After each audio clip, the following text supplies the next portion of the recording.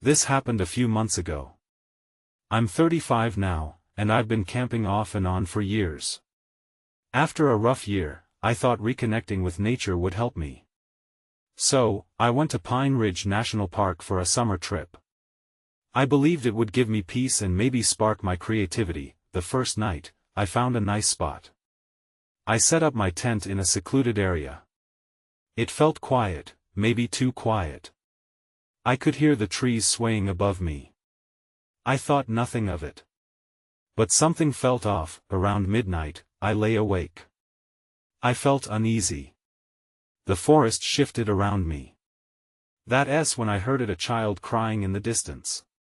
At first, I thought it was a family camping nearby. But the crying didn't stop. I got up and looked outside my tent, but the campsite was empty. An icy chill crept down my spine.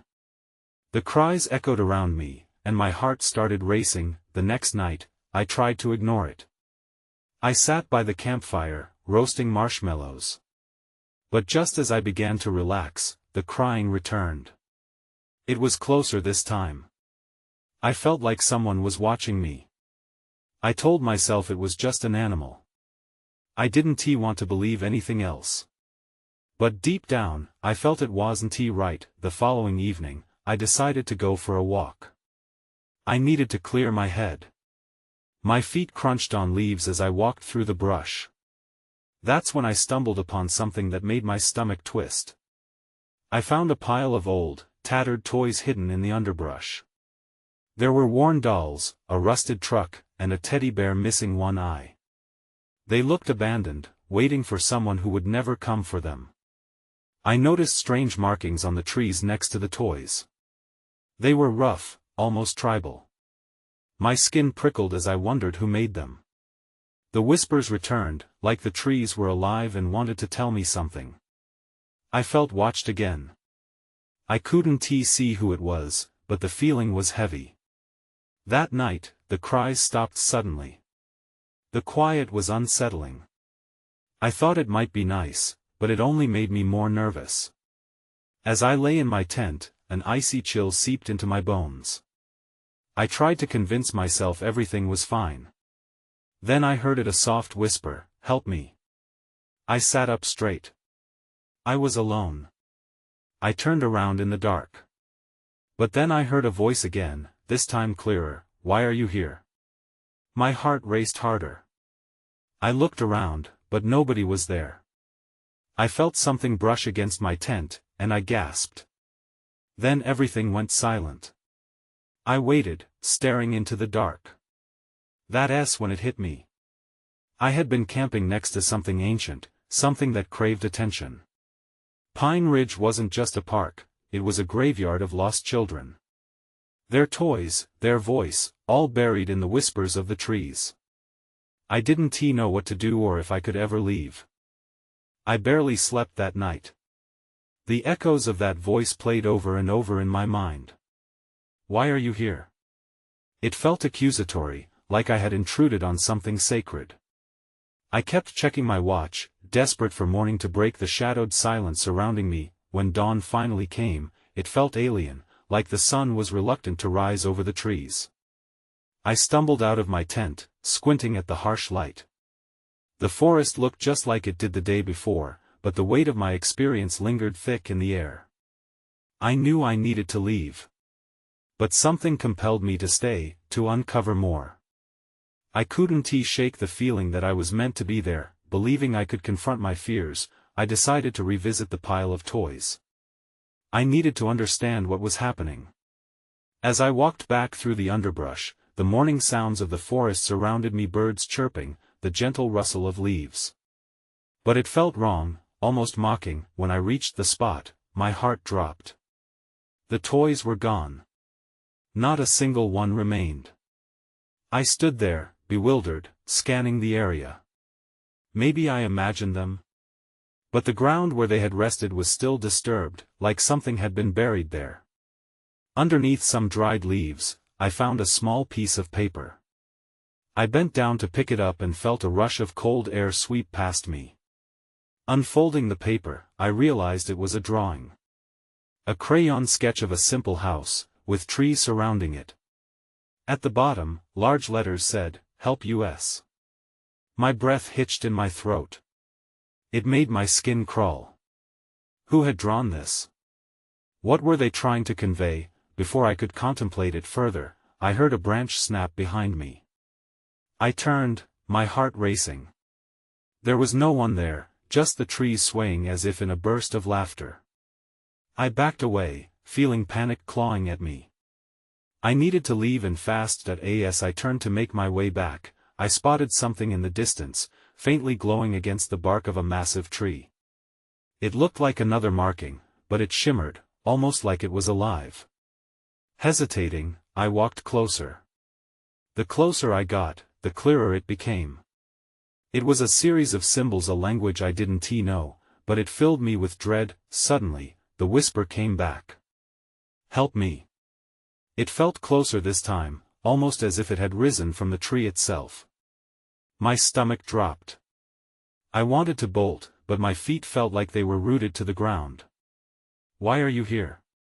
it asked again. I looked around, breath quickening, certain someone or something was nearby. I stumbled back as the voices of children echoed through the forest, overlapping in a chorus that pierced my mind. Panic set in. I needed to escape. As I turned to run, I felt an invisible force pushing against me, as if the forest itself was trying to hold me in place. I broke free from the pressure and ran, branches clawing at my arms. Each slap made the whispers grow louder, screaming for help. I didn't look back, but I could feel something watching me as I fled. I finally emerged back at my campsite, heart racing. Yet just as I thought I was safe, I saw something that made me gasp. There, resting on my picnic table, was a single, tattered doll, the last remnant of the toys, its one eye staring directly at me. I had to leave Pine Ridge. Whatever held its grip on that forest was not done with me yet. I packed as quickly as I could. The doll felt like a taunt, a reminder of whatever was haunting me. I stuffed my belongings into my backpack, my hands trembling. Every rustle of the forest seemed louder now, the trees whispering secrets I didn't want to hear. My heart raced as I zipped up the last compartment, and I glanced over my shoulder to ensure nothing was lurking behind me. The trail that led back to my car felt endless. I moved quickly, driven by panic. I didn't stop to take in the beauty of the forest. All I could think about was getting away. But even as I fled, the feeling that I was being followed clung to my spine. It felt like a shadow, just out of sight. About halfway back, I stopped to catch my breath. I leaned against a tree, the rough bark digging into my back. My mind raced. Why had the doll appeared? And what did the drawing mean? I pulled the paper from my pocket, staring hard at the words "Help US." A chill washed over me. What were they asking for help from? Before I could think further, I heard it again, the whisper. "Help me." This time, it was clearer, sharper, and sent a jolt of dread coursing through me. I couldn't tell where it was coming from. I forced myself to look around, but the forest felt impossibly vast, and I was alone. I took a few deep breaths, trying to calm myself. Then I noticed something glimmering on the ground nearby. My curiosity piqued despite my fear. I approached slowly, the sound of my footsteps swallowed by the thick undergrowth. As I got closer, I saw that it was a small locket, shining bright against the damp earth. I picked it up, heart pounding. The locket was cold in my hands, and when I opened it, the breath caught in my throat. Inside was a tiny photograph of two children, smiling faces, their eyes bright, yet there was an unnatural quality to their expressions. I glanced around, almost expecting to see them, but the forest remained still. Then, without warning, a sharp crack filled the air. Something heavy fell from above, landing with a thud nearby. It startled me, and I dropped the locket, backing away as if it had burned my fingers. I looked up and scanned the branches but saw nothing out of the ordinary. My heart raced again, and I turned to run. As I darted along the trail, I felt the forest shift around me. The whispers grew louder, a cacophony of voices merging into one single plea. I bolted, branches grazing my skin, breath hitching in my throat. Just a little further, I urged myself. I had to get out. When I finally saw the clearing where my car parked, relief washed over me. I pushed through the last of the trees, ready to escape this nightmare. But as I stepped into the open, a cold chill wrapped around me.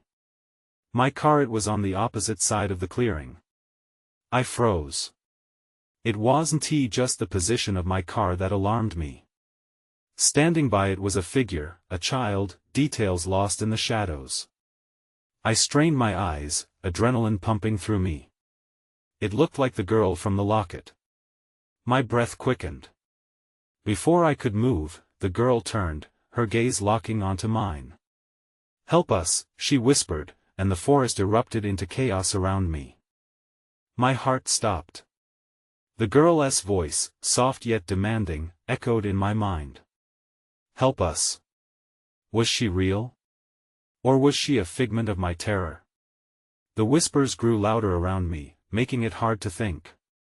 I forced my body to move, but my feet felt glued to the forest floor. Suddenly, branches snapped behind me. I turned, expecting to see something monstrous, but it was just the wind.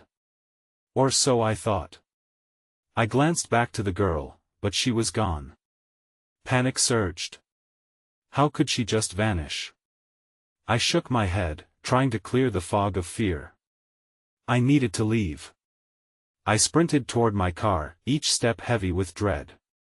Just as I reached it, I stopped. The driver's side door stood slightly ajar, and I hadn't left it like that. With shaking hands, I yanked the door open. My backpack was still inside, but everything else was oddly in place. I darted a glance around the clearing. No sign of the girl. No sign of anyone. Yet the feeling of being watched hovered like a fog. Get it together, I muttered to myself. I climbed inside, my breath rapid, and fumbled for my keys. They were right where I left them, on the passenger seat. A small relief washed over me. I just needed to breathe, start the engine, and drive away from this madness, but as I turned the key, silence hung in the air. The engine sputtered but didn't roar to life. I tried again. Nothing. I could feel my pulse pounding in my ears. My heartbeat raced, drowning out the whispers that had become a soft, unsettling murmur. Not now, I whispered desperately, shaking the steering wheel as if that could help. I checked the rearview mirror, but all I could see was darkness creeping into the edges of the clearing. I slid my eyes back to the forest. The trees closed in, worn faces hidden in their bark. Then I heard her voice again, clearer this time. Help us. I slapped my palm against the steering wheel in frustration. It was like being trapped in a nightmare with no way out. I rolled down the window, hoping fresh air would calm the dread bubbling in my stomach. Instead, a gust of wind knocked against my face, carrying with it the distinct scent of damp earth and something else, something sweet, almost enticing. That my gaze flitted to the edge of the clearing. A strange mist curled up from the forest floor, winding its way toward me. As it drifted closer, I could see movement within it. Shadows appeared and disappeared, reminding me of the children in the locket. Gripping the wheel tightly, I fought the urge to scream. The fog tightened around my car, and the whispers grew into a chorus. Help us, help us, help us. Desperation surged through me. I needed to act. I yanked the door open and stepped out onto the grass, my eyes scanning the trees. What do you want? I called, my voice shaking with every word. Then, from the mist, a hand emerged, small, ghostly, and reaching. It pointed deep into the forest. A response hidden in the shadows. A choice I had to make. And with dread pooling in my stomach, I knew I might have to follow. I took a hesitant step forward, heart racing. The hand retreated slightly, still beckoning, as if it possessed a will of its own. Something about it felt alive, even if it was just a figment of the fog. Wait! I yelled, then cursed myself for sounding weak. What was I even doing? I was on the verge of pursuing a ghostly figure, drawn by a voice that was more wish than reality. The playful wind teased my hair as if mocking my fear, but part of me was also curious, curiosity mixed with fear, a dangerous potion. The whispers enveloped me like a blanket. Help us. Compelled, I took another step closer to the mist. My instincts screamed at me to turn around, to flee.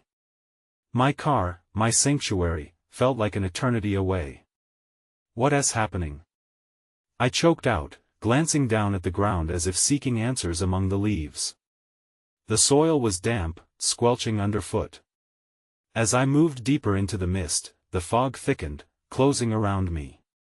Shadows darted between the trees. I felt the weight of their presence, as if they were watching, evaluating my every move. I tried to shake off the feeling. This is ridiculous, I muttered under my breath, trying to convince myself my mind was just playing tricks, but shadows flickered at the corner of my vision, dancing just out of reach. I squinted, peering into the darkness, and that's when I saw a figure at the edge of the trees. It was taller than the rest, completely still, watching me. My heart pounded louder. I wanted to scream, but my voice wavered, lost in the haunting whispers. Help us. Who are you? I shouted into the gloom, my voice stronger this time. The figure shifted, a flicker of movement, but it didn't step forward. A knot of fear tightened in my stomach. The mist swirled around me, and a chill washed over my skin. I felt trapped between two worlds, the normalcy of my life outside the forest and this horrifying, surreal experience that felt so very real. Just then, the calling lost its urgency. Come. Panic gripped me. That was no command, it was a plea. I took a step back, hovering on the edge of flight. My mind churned in chaos. What if I turned and ran? Would the voices grow louder, chasing after me? Would something worse emerge from the woods? I can't help you. I shouted, my voice cracking. A hush fell. The shadows stilled. It was as if the very air held its breath. And then I heard something shift, a rustle, a whisper, and then a soft giggle echoed through the trees. I whipped around, scanning the darkness. Show yourself. I demanded, but only silence answered. Before I could make sense of what was happening, a sudden crack of thunder roared above, shaking the ground beneath me. Startled, I stumbled, grasping for balance. The mist surged, tightening like a noose around my throat. And then everything went dark. I gasped, the chill of the night air pressing against my skin. Fear surged within me as I realized I was no longer in the clearing. I couldn't see anything. What had happened? Where was I? I stumbled forward, heart racing, desperate to find a way back to my car or anything that felt safe. I wanted to scream, but silence prevailed as if the forest were mocking me once again. Then, I felt a light touch on my shoulder. My breath hitched as I spun around. The touch was gone, but the air felt heavier, charged with a presence I couldn't explain. I strained my eyes against the darkness, searching for movement. Who's there? I gasped, my voice thin and shaky, swallowed by the thick fog. No answer. Just the pervasive silence surrounded me like a predator stalking its prey. I forced my instincts down, focusing on the moment. I needed to stay calm at least, that was what I told myself. I tried to remember the lay of the land.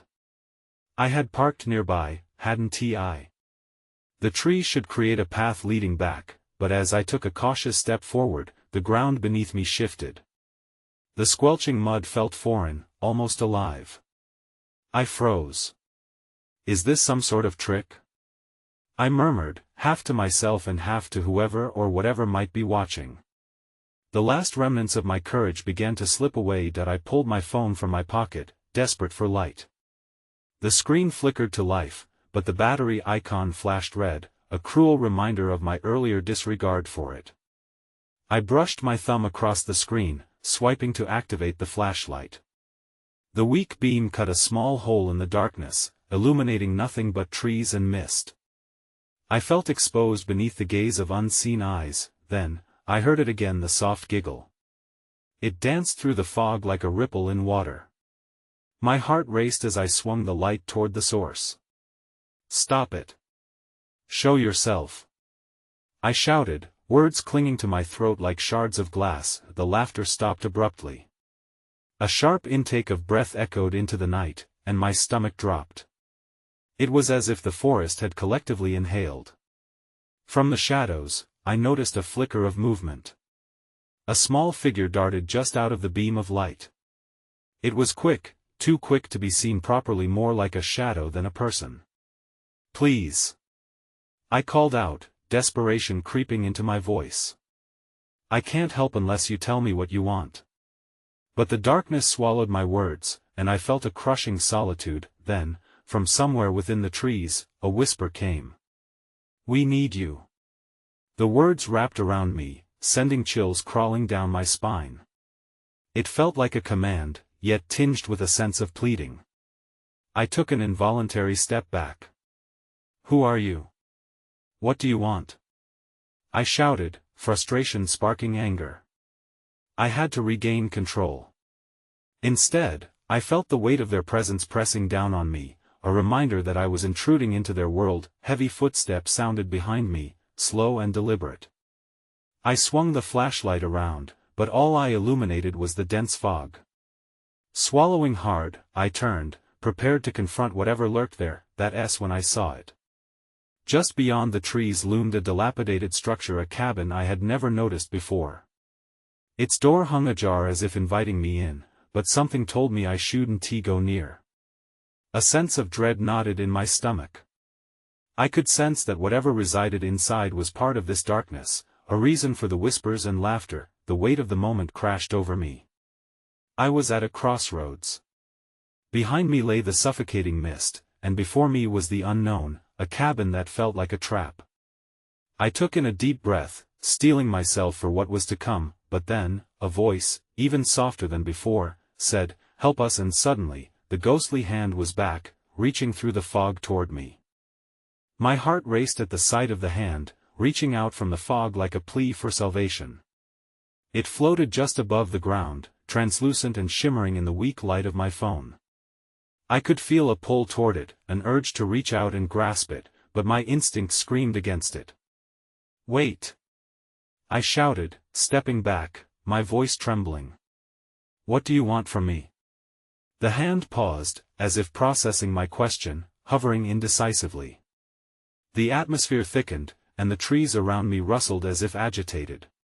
"Follow," it whispered, the sound echoing in my mind, a soft invitation overshadowed by an underlying urgency. What did it mean? I glanced toward the cabin. The door swayed slightly, as if beckoning me in. Maybe whatever is inside knows something, I thought out loud. I shined the flashlight at the cabin, illuminating its broken windows and crumbling walls. But my courage faltered, and I faced the hand again. What if it's a trap? I wondered, inside my mind. The hand seemed to waver, trembling in response to my hesitation. My gut twisted. I was about to turn away when more laughter broke the silence, echoing around me. It was lighter this time, almost playful. Suddenly, I wasn't alone. From the dark, small figures began to emerge, their childish giggles rising like an eerie chorus.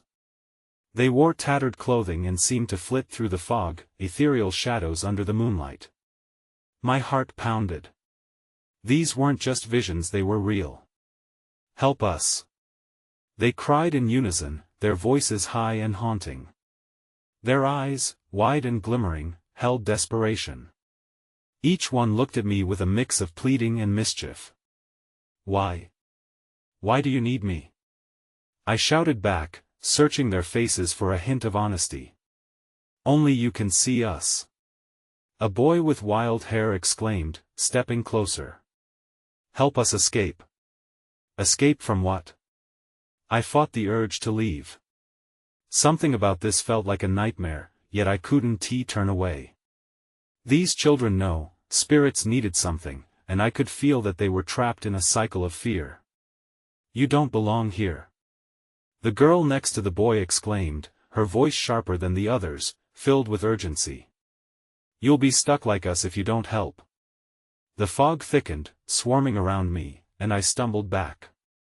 The cabin loomed larger, the door creaking as it swung wider. I felt torn between the children's desperate pleas and the fear swelling in my chest. "Okay. I'll help. Just tell me what I need to do." A wave of relief washed over their faces. Smiles broke through the tension, but before any of them could respond, the earth trembled beneath me. A low growl resonated from deep inside the cabin, a sound that sunk like a stone into my heart. "Get inside," one of the children urged, pointing. "Now." Everything in me screamed to run, but the door to the cabin swung precariously wider, as if the house itself was alive and eager to engulf me. Without thinking, I bolted toward it, hoping to unlock whatever mystery lay inside, even as dread clawed at my heels. The moment I crossed the threshold, the door slammed shut behind me, plunging the world into darkness once again. A whisper tickled the back of my mind, but this time it was different. "You shouldn't have come here." In that instant, I realized my decision was leading me deeper into the unknown. The air inside the cabin was stale, thick with dust and something else I couldn't quite place. The darkness wrapped around me like a shroud, making it hard to breathe. My heart thudded loudly in my chest, a constant reminder of my vulnerability. I moved forward, trying to keep my flashlight steady, its beam slicing through the suffocating dark.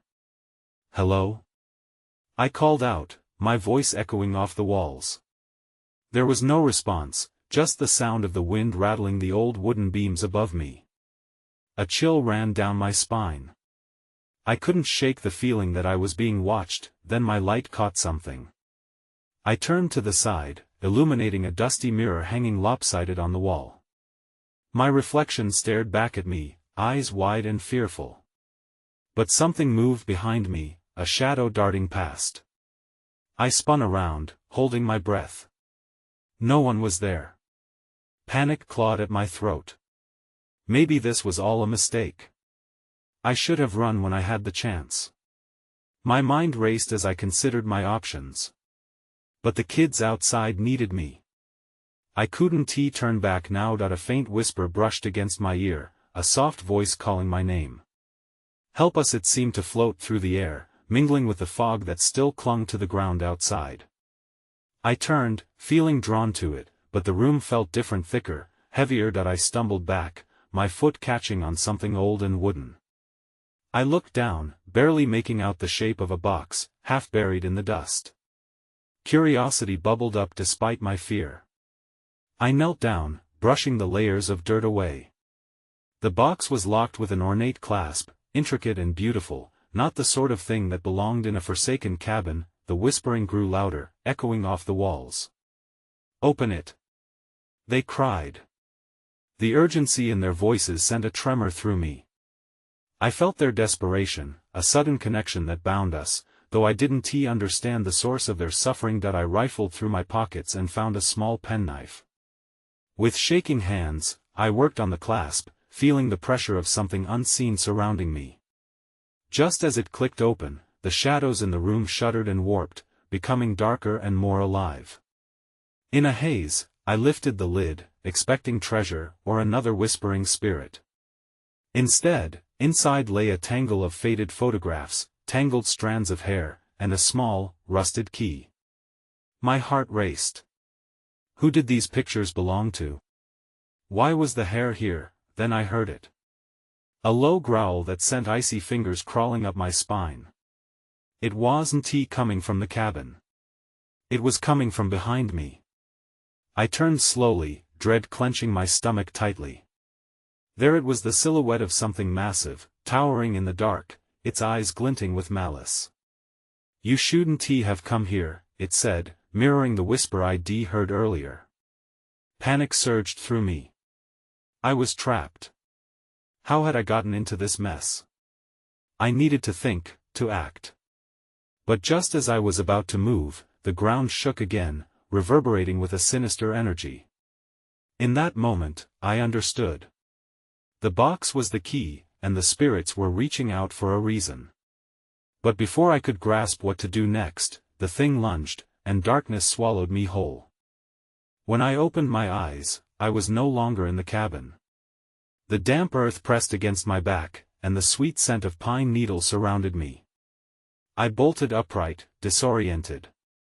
I was outside, but something felt deeply wrong. The air was thick, heavier than before, as if the forest itself held its breath.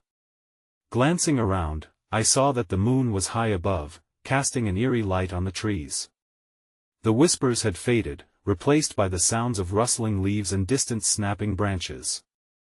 But I could still feel the weight of that presence, lurking just beyond the shadows. I scrambled to my feet, brushing dirt from my clothes.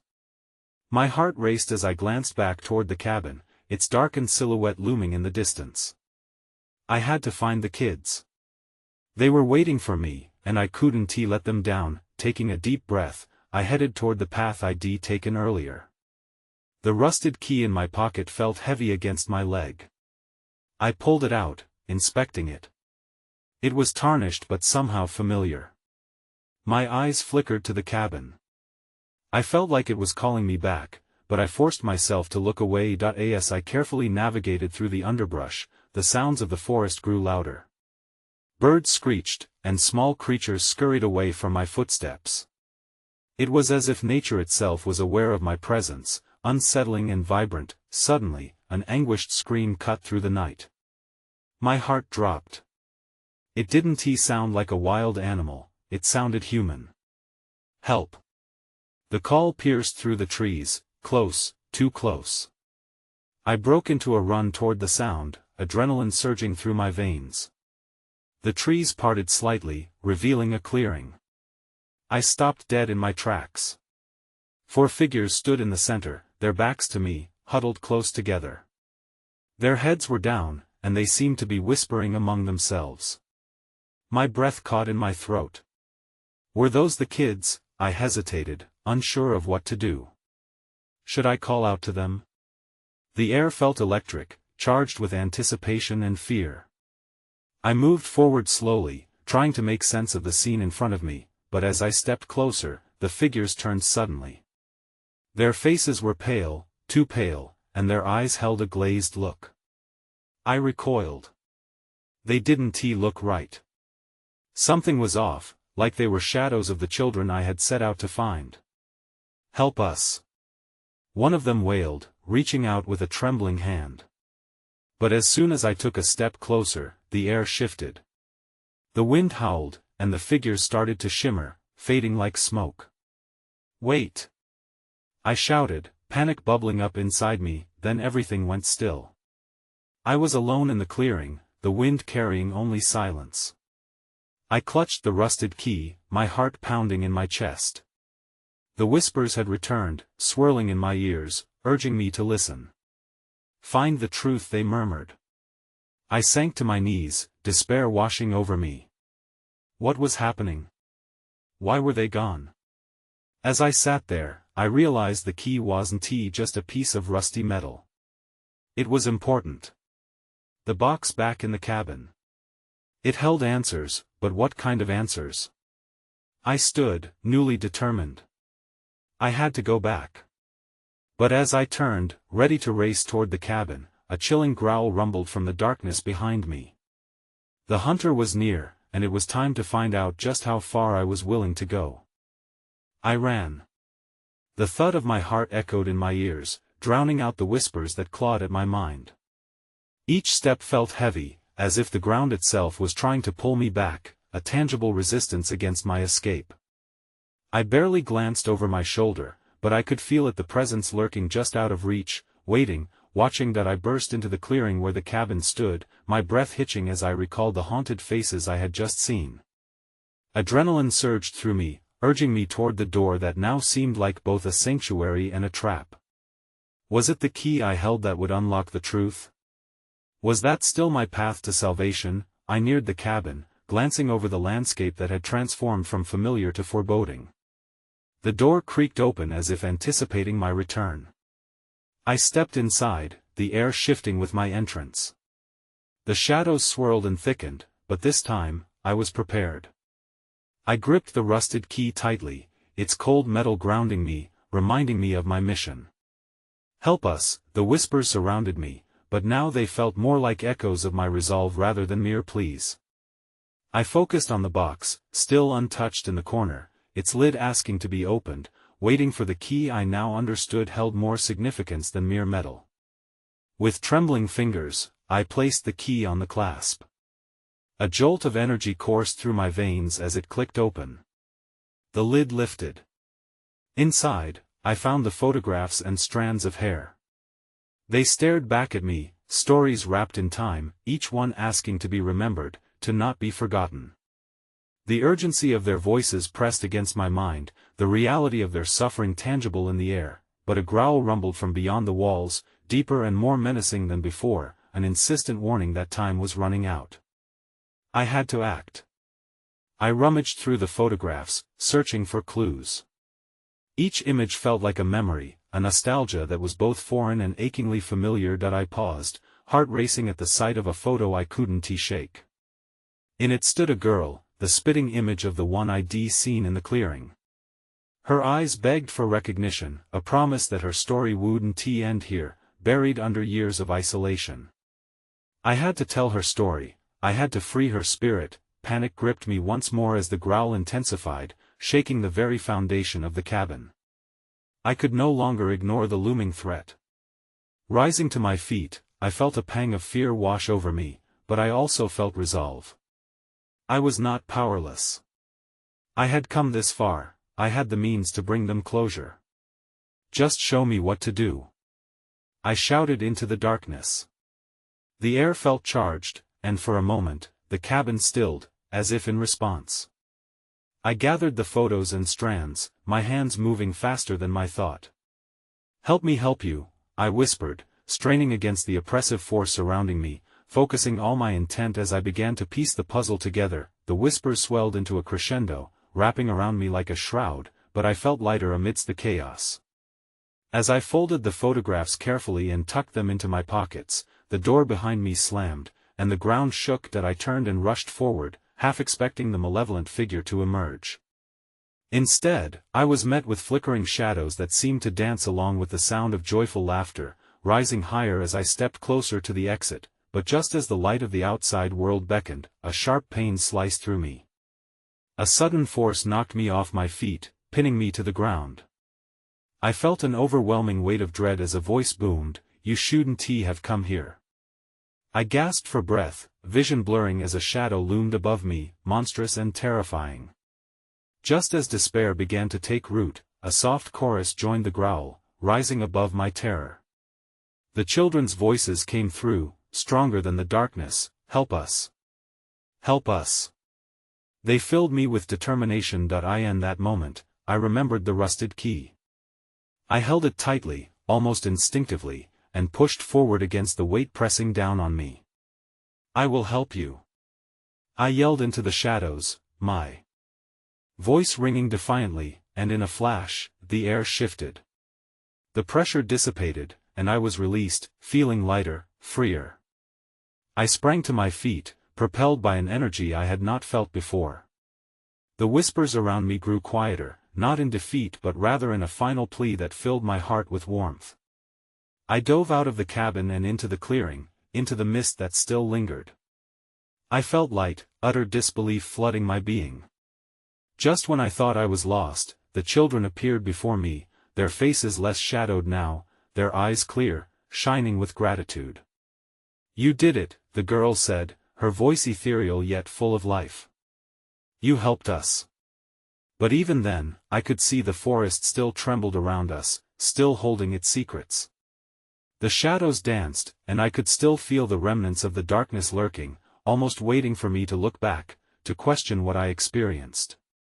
As I turned to leave, the whispers faded to a soft hum, the forest settling back into silence.